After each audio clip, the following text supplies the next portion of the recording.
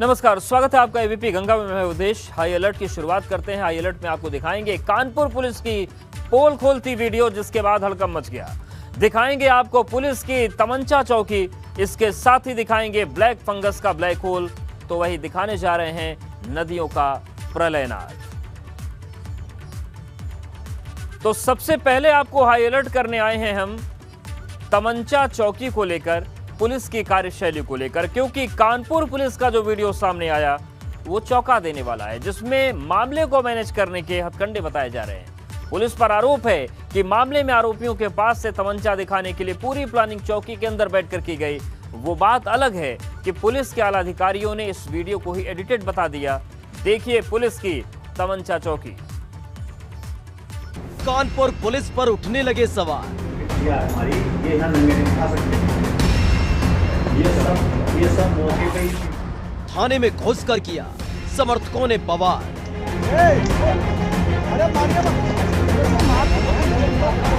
दरोगा के वीडियो से मचा हड़कंप। कि दूसरा लगाएंगे, बेकार है ये। असली वाला लगाना है, सही तो बेकार है। दूसरा वाला निकालिए। नहीं अरे साहब रुको, सही है, रुको बताएं। ये खाली है। खाकी के भेष में सरकारी इमारत में बैठकर तमंचे का आनंद लेने वाले ये है पांडुनगर चौकी इंचार्ज आनंद प्रकाश, जिनके ज्ञान के प्रकाश से पूरा इलाका प्रकाशवान हो गया।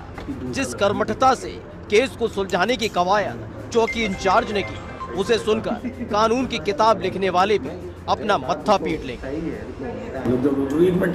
कि दूसरा लगाएंगे, बेकार है ये। असली वाला लगाना है, सही तो बेकार है। दूसरा वाला निकालिए। नहीं अरे साहब रुको, सही है, रुको बताएं। ये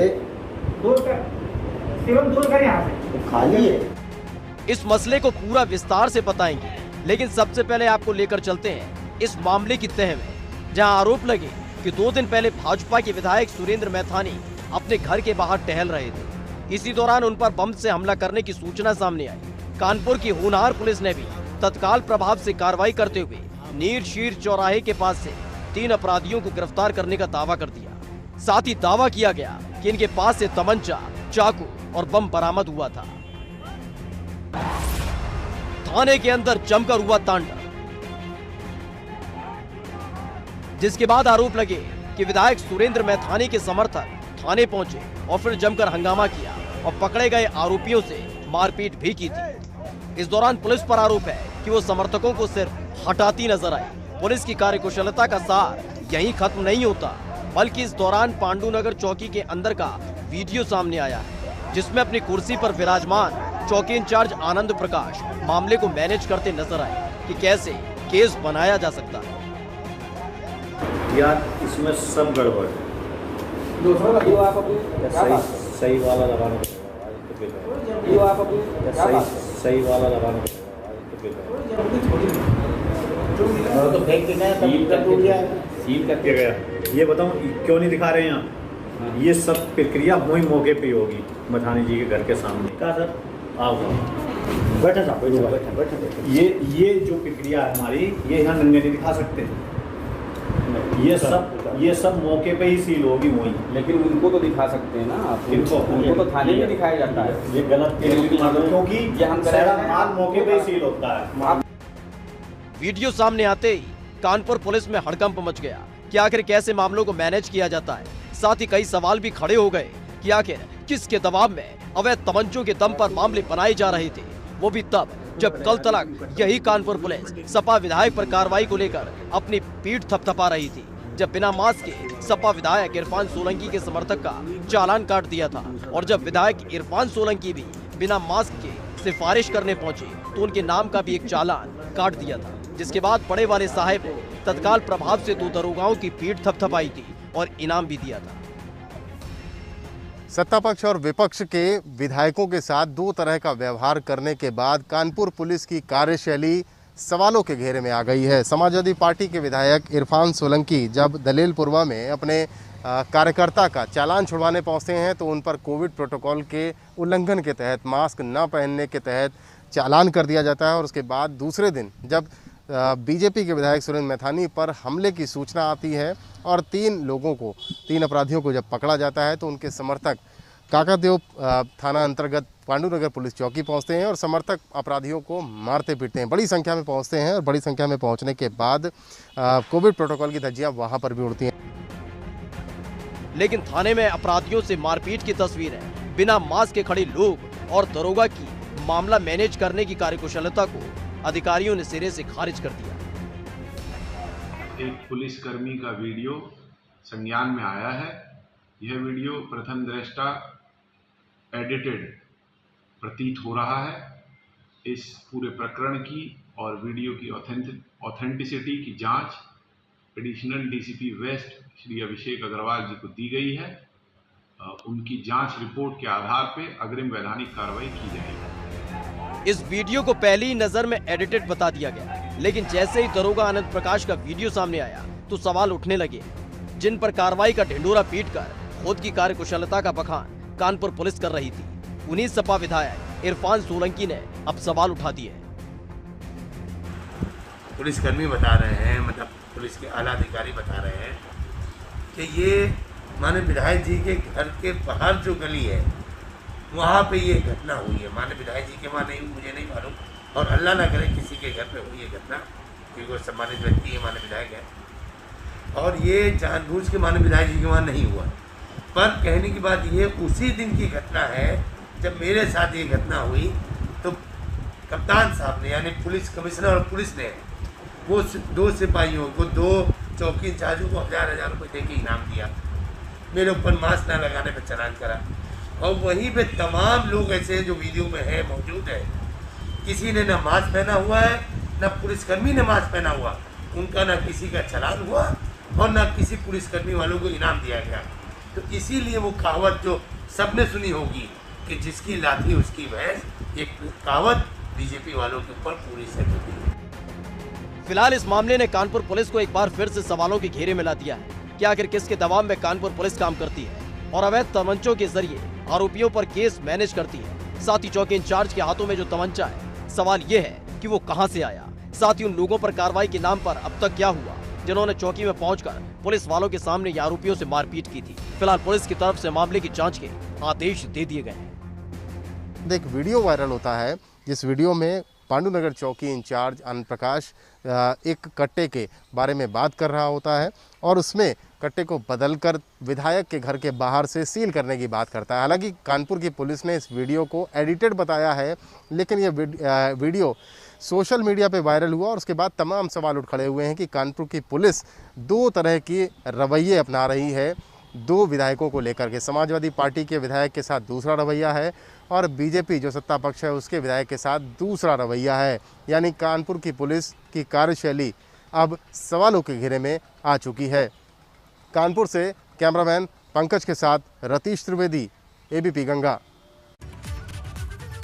पिछले 2 दिनों से जिस तरह से बारिश हो रही है, नदियों का प्रलय मचा हुआ है, पूरे उत्तराखंड का मिजाज बिगड़ गया है। इन 2 दिनों में बेतहाशा बारिश ने नदियों में उफान ला दिया, तो वहीं उफनती नदियों ने पुल और सड़क को ले लिया। इसके साथ ही भूस्खलन की वो भयावह तस्वीरें आई जो डरा देती है। उत्तराखंड में इन दिनों जो हालात हैं वो सन्न कर देने वाले हैं। देखिए नदियों का प्रलयनाथ।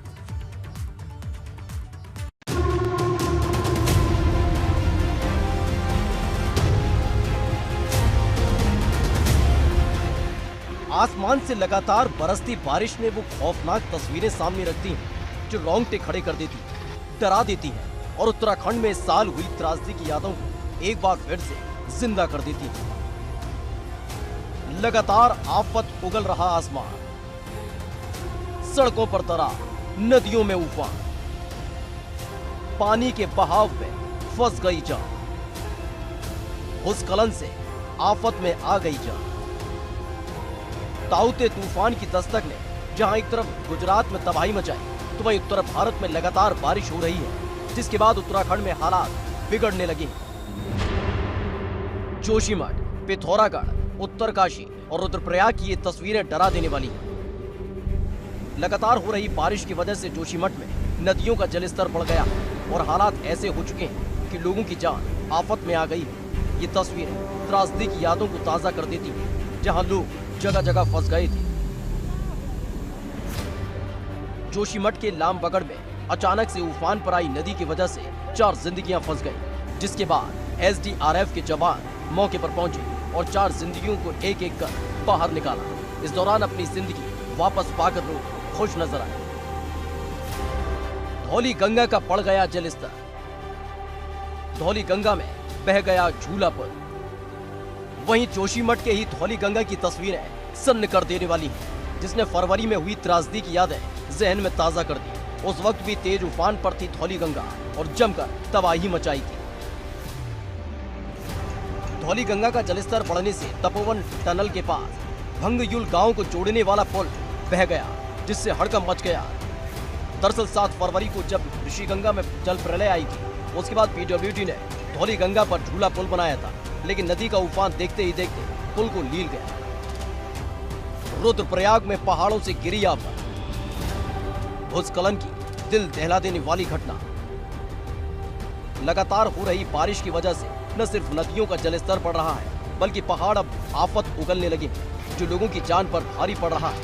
रुद्रप्रयाग में लगातार बारिश की वजह से केदारनाथ हाईवे पर पहाड़ों से भूस्खलन होने लगा। भूस्खलन की तस्वीरों ने लोगों के रोंगटे खड़े कर दिए, जहां तेज रफ्तार में पहाड़ों से मलबा हाईवे पर आ गया। इस दौरान हड़कंप मच गया।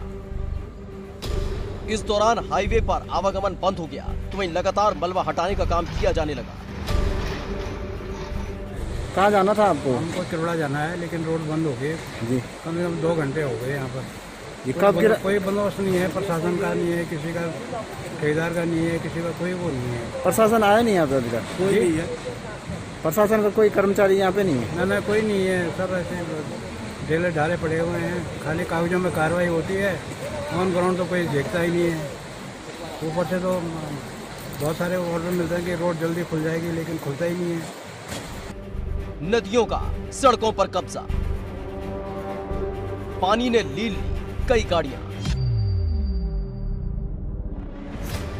रुद्रप्रयाग में न सिर्फ भूस्खलन हुआ, बल्कि नदियों का जलस्तर इतना बढ़ गया कि कई गाड़ियां पानी में समा गई। गाड़ियों की जल समाधि की तस्वीरों ने लोगों को सन्न कर दिया। हर तरफ से बेतहाशा पानी, सब कुछ लील जाने की चाहत नजर आई। हरिद्वार में भी नजर आया जल प्रलय। वहीं हरिद्वार में भी लगातार बारिश का असर देखने को मिला, जहां शहर भर में जगह जगह कई फीट पानी भर गया और कई गाड़ियां चलने के बजाय तैरती नजर आई। हरिद्वार नजीबाबाद हाईवे पर कांगड़ी के पास जल भराव की वजह से लोगों को आने जाने में दिक्कतों का सामना करना पड़ा। 2 दिन से लगातार हो रही बारिश की वजह से सड़कें तालाब में तब्दील हो गई और जो तस्वीरें सामने आई वो डरा देने वाली हैं। जोशीमठ में नदी का तांडव। वहीं जोशीमठ के विकास खंड के उर्गुम घाटी से नदी के तांडव की तस्वीरें सामने आई, जो सब कुछ अपने साथ बहा ले जाना चाहती हैं। और उसी गांव के पास कच्चा पुल को नदी का पानी लील जाने को आतुर नजर आया। इस दौरान लोगों के आने जाने का एकमात्र रास्ता पूरी तरह से बंद हो गया। वहीं उफनाते पानी के बीच इस कच्चे पुल से लोग आने जाने को मजबूर हैं। तो वहीं पानी किसी भी कीमत पर लगता है बख्शने को तैयार नहीं है। उफान पर नदियां, मचने लगा हाहाकार। सड़कों पर पड़ने लगी दरार। वहीं उत्तरकाशी में भी बारिश का असर देखने को मिला, जहां सबसे व्यस्त हाईवे पर दरार पड़ गई। लगातार 2 दिन से हो रही बारिश से गंगोत्री नेशनल हाईवे बड़ेथी गांव के नीचे नेशनल हाईवे पर बड़ी दरार पड़ गई। 50 मीटर लंबे पोस्ते के अंदर दरार पड़ने से बस्तियों पर खतरा मंडरा रहा है। इस दरार ने पीआरओ के काम की पोल खोल कर रख दी। दरार की खबर मिलते ही लोगों में हड़कंप मच गया। दरअसल आसमान से लगातार आफत बरस रही है और रुकने का नाम नहीं ले रही है, जिसकी वजह से एक बार फिर से उत्तराखंड में अलर्ट जारी कर दिया गया। जहां नदियां उफान पर हैं, तो वहीं कई पुल इस तूफान में बह गए, जिसने उत्तराखंड में आई त्रासदी की यादों को ताजा कर दिया।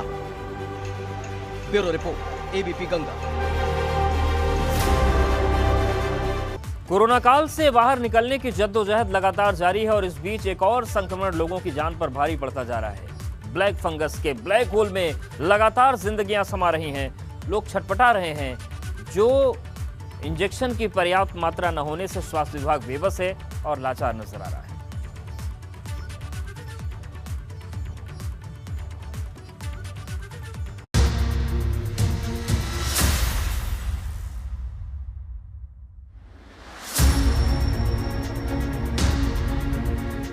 कोरोना के बाद ब्लैक फंगस का वार। लोगों को कर रहा बीमार, बहुत बीमार।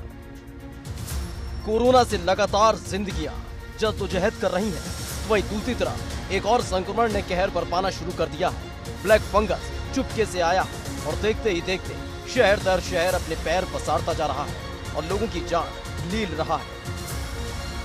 यूपी में 150 से ज्यादा मरीज। यूपी में लगातार ब्लैक फंगस के मामले बढ़ते जा रहे हैं, जो लोगों की जान पर भारी पड़ रहे हैं। इसके साथ ही लोगों को वक्त पर इस ब्लैक फंगस से लड़ने की दवाई नहीं मिल पा रही है, जिससे धीरे धीरे ये बीमारी लोगों को लील रही है। यूपी में ब्लैक फंगस के 150 से ज्यादा मरीज। यूपी में ब्लैक फंगस से हुई 13 मौतें। लखनऊ में 102 मामले आए सामने। बरेली में ब्लैक फंगस के 8 मामले आए सामने। प्रयागराज में ब्लैक फंगस के 3 मामले आए सामने। कोरोना की मार के बाद अब ब्लैक फंगस जो है वो कहीं ना कहीं एक परेशानी का सबब बना हुआ है। पूरे यूपी में कई जिलों से ब्लैक फंगस के मामले इस समय सामने आए हैं और अब सरकार ने कहा है कि इसमें जो एपिडेमिक एक्ट है उसमें इसको शामिल किया जाए। ब्लैक फंगस के बढ़ते मामलों को लेकर सरकार भी अलर्ट मोड पर है, जिसमें लगातार इंजेक्शन से लेकर कंपनी को वॉयल का ऑर्डर दिया गया है और अब तक यूपी को 360 इंजेक्शन ही मिले हैं, जो नाकाफी साबित हो रहे हैं। ये केंद्र सरकार के गाइडलाइन सभी राज्यों को मिल चुका है। उसी तरह महामारी एक्ट के अंतर्गत इसको एक अधिसूचित बीमारी, क्योंकि ये कोविड-19 से जुड़ा हुआ बीमारी है, इसको एक अधिसूचित बीमारी और इससे संबंधित जितने भी इसकी लाइन ऑफ ट्रीटमेंट दवाइयाँ जो कहीं भी अगर उपलब्ध है तो उसको केंद्र सरकार अपने कंट्रोल में करके उसका आवंटन सभी राज्यों को देती है। इसी तरह उत्तर प्रदेश में घोषित होने के बाद अब इसका जो मुख्य दवाई है जिसकी थोड़ी शॉर्टेज भी है, उन कंपनियों का पूरा उत्पादन केंद्र सरकार ने कंट्रोल कर लिया है और उनके माध्यम से ही सभी राज्यों को आवंटन हो रहा है। उत्तर प्रदेश को भी इसी का संख्या आवंटन हो रहा है जितने तरह के केसेस हमारे पास आ रहे हैं। जितनी तेजी से ब्लैक फंगस के मामले बढ़ रहे हैं, उतनी ही तेजी से एम्पोटेरिफिन बी इंजेक्शन की कमी पड़ रही है, जो ब्लैक फंगस में कारगर है, लेकिन मेडिकल की दुकानों से ये तेजी से गायब हो गई है। मेडिकल शॉप में मौजूद है और यहाँ जानेंगे कि क्या जो ब्लैक फंगस के लिए इस्तेमाल होता है इंजेक्शन, उसकी उपलब्धता है, क्योंकि सरकार ने अब इसको महामारी भी घोषित कर दिया है ब्लैक फंगस को। और आज टीम 9 की बैठक में मुख्यमंत्री ने कहा कि ब्लैक फंगस को भी महामारी घोषित किया जाए। इसके अलावा जो जिस इंजेक्शन की जरूरत पड़ती है सरकार उसको भी मंगा रही है और उसको अस्पतालों में दे रही है। हम जानने की कोशिश करेंगे। ब्लैक फंगस के मामले लगातार बढ़ रहे हैं, इसमें जो इंजेक्शन यूज़ होता है उसकी डिमांड आपका भी बढ़ी है? हाँ जी, पेशेंट तो आ रहे हैं, बट मार्केट में शॉर्टेज और अनुपलब्धता के कारण हम लोग उसे नहीं दे पा रहे हैं। हमें एक मैसेज मिला है जिसके हिसाब से हम उन्हें रेड क्रॉस सोसाइटी यानी सीएमओ ऑफिस ही भेज रहे हैं पेशेंटों को। आगरा में ब्लैक फंगस का वार। ताजनगरी आगरा में भी म्यूकोरमाइकोसिस नाम की बीमारी, जिसे ब्लैक फंगस कहते हैं, उसने एंट्री कर ली है और लगातार लोगों को बीमार कर रही है, जिसको लेकर स्वास्थ्य महकमे में भी हाहाकार मच चुका है और कोरोना काल में इस बीमारी से लड़ने की छटपटाहट देखने को मिल रही है। कोरोना के बाद अब आगरा में ब्लैक फंगस यानी म्यूकोरमाइकोसिस लगातार पैर पसार रहा है। हालांकि लगातार केसेस तो बढ़ रहे हैं, लेकिन इसके लिए आगरा के सरोजिनी नायडू मेडिकल कॉलेज में 44 बेड आरक्षित कर दिए गए हैं। 3 कैटेगरी में 20-20 और 4 बेड आरक्षित कर दिए गए हैं और जिसमें 6 मरीजों का इस समय इलाज भी चल रहा है। अगर आगरा में ब्लैक फंगस के केसेस बढ़ते हैं तो इसके लिए पूरी तरह से एसएन मेडिकल कॉलेज ने अपनी तैयारी कर ली है, संसाधन जुटा लिए हैं। लगातार ब्लैक फंगस के मामले आगरा के एसएन मेडिकल कॉलेज में आ रहे हैं, जिसको लेकर व्यवस्थाएं पूरी कर ली गई हैं। साथ ही 3 चरणों में 44 बेड ब्लैक फंगस के लिए रिजर्व भी कर दिए गए हैं। हमारे मेडिकल कॉलेज में 2 टाइप के पेशेंट आ रहे हैं जो म्यूकोरमाइकोसिस सस्पेक्ट्स हैं।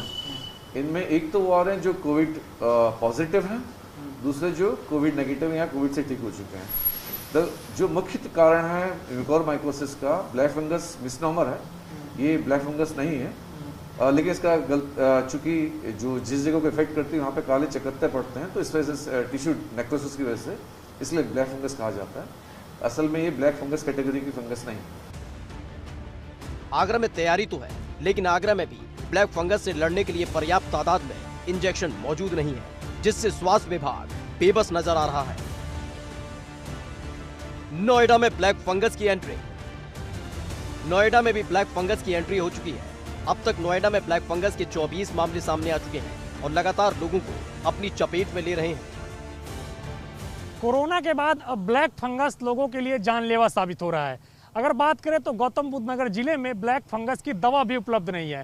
हालांकि गौतम बुद्ध नगर के जिलाधिकारी कह रहे हैं कि वो लगातार प्रशासन से बात कर रहे हैं और जल्द ही गौतम बुद्ध नगर में ये दवाएं उपलब्ध हो जाएगी। इसके साथ साथ अगर बात करें तो अब तक गौतम बुद्ध नगर जिले में 24 केसेस ब्लैक फंगस के देखने को मिले हैं, जिनमें से 4 मरीजों की मौत की भी खबर आ रही है। वहीं ब्लैक फंगस को लेकर अभी तक तैयारी पूरी नजर नहीं आती, क्योंकि प्रशासन की तरफ से जरूर दवाओं की। तो कोरोना के बाद अब ब्लैक फंगस की महामारी आई है। महामारी घोषित करने की एडवाइजरी भी जारी कर दी गई है, लेकिन चुनौतियां कई हैं। चुनौतियां ये कि इससे कैसे निपटा जाए, चुनौतियां ये कि इसकी दवाइयों की आपूर्ति कैसे की जाए, और चुनौती ये कि जिंदगियों को कैसे बचाया जाए। हाई अलर्ट में फिलहाल इतना।